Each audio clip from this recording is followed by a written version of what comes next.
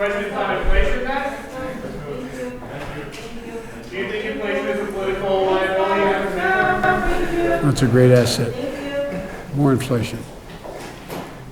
What a stupid son of a bitch. TRT Washington DC muhabirinin buna olan yorumu gerçekten çok güzel. Amerika'da başkana fırlayan enflasyonu sorabilirsiniz. Özgür ülkedir çünkü. Ama alacağınız cevap şudur: aptal. Bu arada Biden sonrasında Fox muhabirini arayıp kişisel algılama demiş. Özür dilemeden ortamı yumuşatmış yani. Biden gerçekten çok gergin. Çünkü önünde ciddi anlamda dezavantajlı olduğu hayat memat meselesi bir seçim var. 8 Kasım Amerika Birleşik Devletleri ara seçimleri. 2022'nin sonundaki bu seçimler 2024'teki başkanlık yarışı için turnusol kağıdı niteliğinde.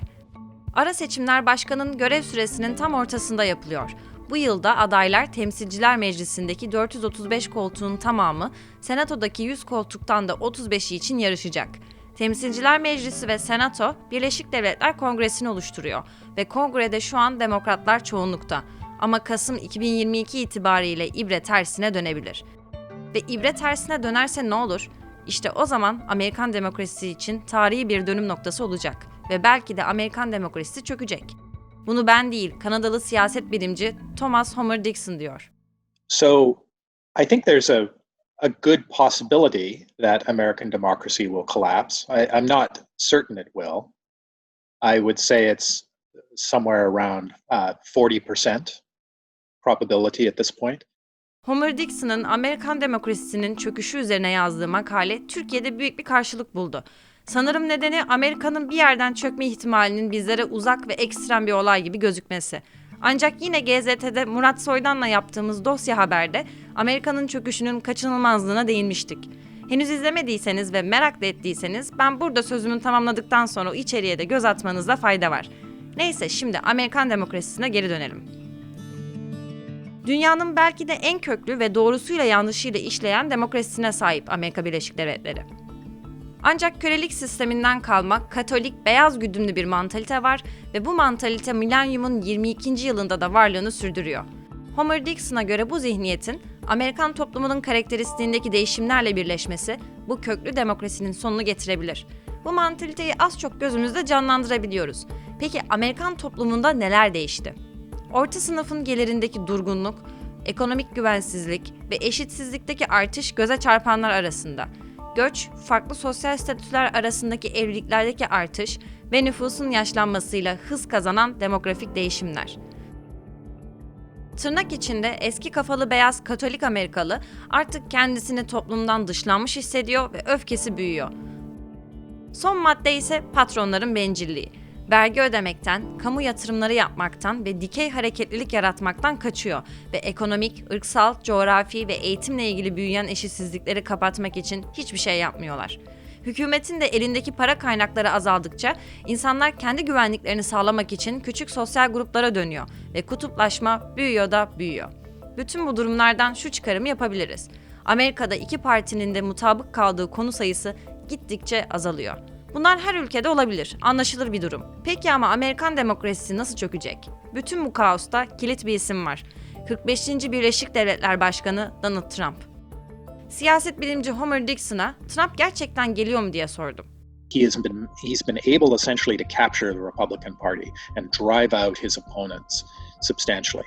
So that means he's coming back. You know, it's sort of like those old Terminator movies with Arnold Schwarzenegger saying, "I'll be back." Well, there he is. And you know, we can say, "Oh, we don't have to worry about him," and deny it. And then he's elected. It's like the last time. People didn't want to believe it was possible. This time we need to actually start thinking about it well ahead of time. Peki neden düşünmeye başlamak gerekiyor? Çünkü Trump'ın ikinci kez başkan seçilirse yapacakları Amerikan demokrasisinin sonunu getirebilir.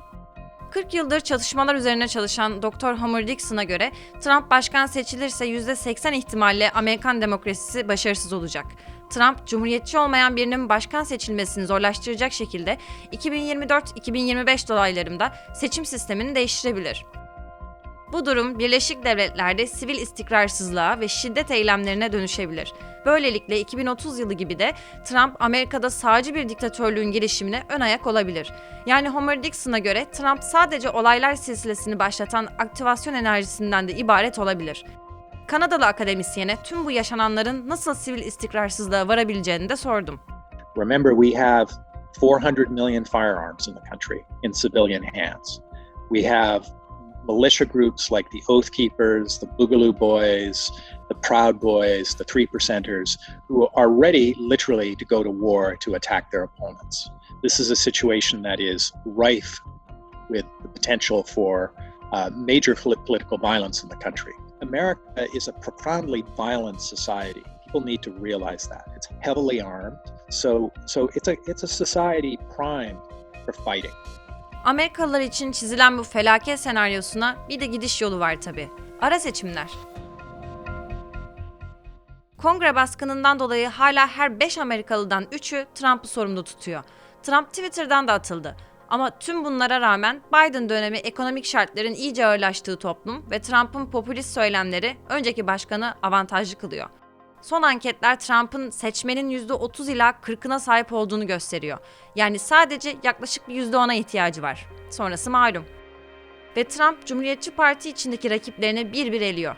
Trump'a karşı çıkan ılımlı cumhuriyetçiler ya ara seçimlere katılmayacak ya da Trump'ın desteklediği adaylara karşı koltuk mücadelesi verecek. Bazı ılımlılar ise Trump'ın söylemlerini kullanmaya başladı bile. Yani Trump'sız bir Cumhuriyetçi Parti artık yok. Öte yandan ara seçimlerde iktidardaki parti genelde kaybetme eğiliminde oluyor. Cumhuriyetçilerin, özellikle Trump destekçisi Cumhuriyetçilerin çoğunlukta olduğu bir kongre Biden yönetimi için tam bir felaket senaryosu. Cumhuriyetçiler Biden'ın istediği hiçbir yasayı geçirmeyecek ve demokratların elini kolunu bağlamak için ellerinden geleni artlarına koymayacak. Bu da Biden'ın gitmesi, Trump gibi güçlü bir liderin başkanlık koltuğuna oturması gerektiği söylemini güçlendirecek. Hazırlıklı olmakta fayda var. Pandemiyle birlikte zaten darbe almış olan demokrasiler ve küresel ekonomi, kötüye giden bir Amerika'yla daha büyük sınavlar verecek. Why aren't they investigating November 3rd, a rigged and stolen election?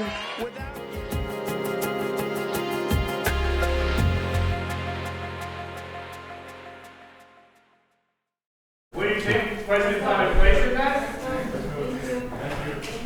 Do you think inflation is a political liability? That's a great asset. More inflation. What a stupid son of a bitch.